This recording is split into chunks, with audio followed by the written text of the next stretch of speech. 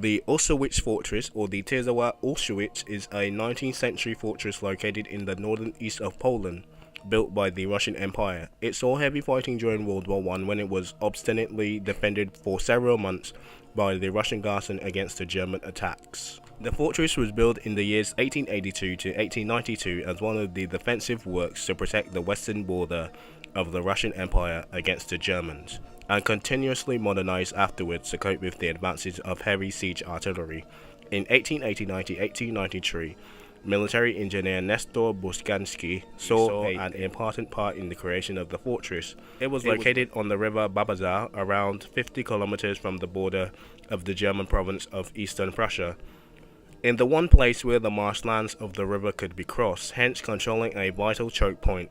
The extensive marshlands and bogs surrounding it made attacks upon it very difficult. The strategic Bostock-Lich Kunenberg rail line also ran through the fortress and crossed the Bibazar River there. The fortress saw heavy fighting during the beginning of World War I on the Eastern Front from September 1914 until the Russians abandoned the fort in 1915.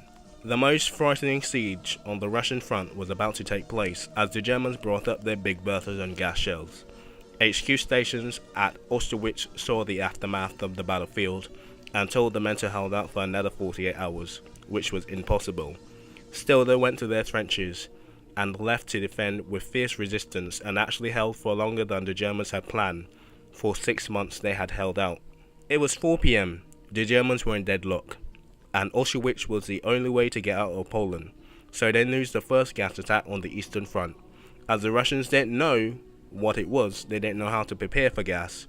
It was a combination of chlorine and vitamin as well, so it was about 12 to 15 miles high, and it covered the trenches, and soon the wind blew the gas to the fortress as well.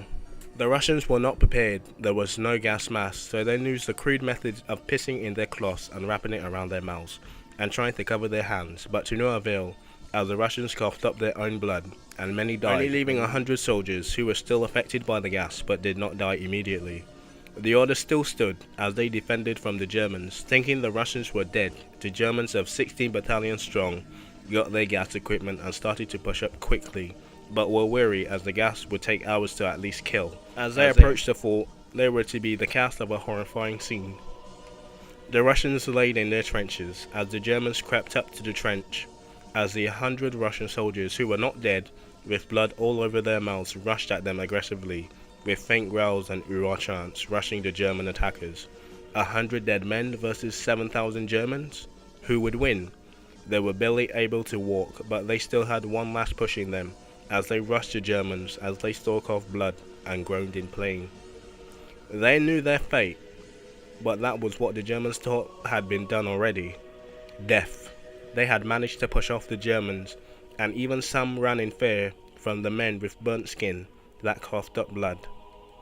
The Germans who were not killed by rifles and bayonets fled from the battle. Against all odds, the 100 dying men held off more than 7,000 men, but at a cost.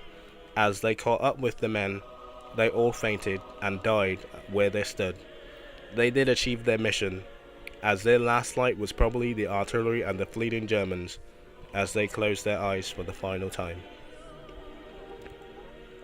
And in the interwar years, the Poles used the Osowiec fortress, and again in World War II the same battle would take place on Osowiec fortress, although it would be more of a Stalingrad-esque battle where they just tried to take the fortress by force, or like a Fort de Vaux of World War II. But that was the fate of the Russian men at the Osowiec fortress, and that was basically the fate of the Osowiec fortress as well. So it is a World War II and World War I memorial, as well as a tourist site for both World War I and World War II fans as well. So there you go, the horrors of World War I. Thinking about adding more. Probably the British season will have the Zeppelin air raid on London, and we shall see about that. Take care, my friends. Hope you learned something and were not totally spooked by this episode. Boo.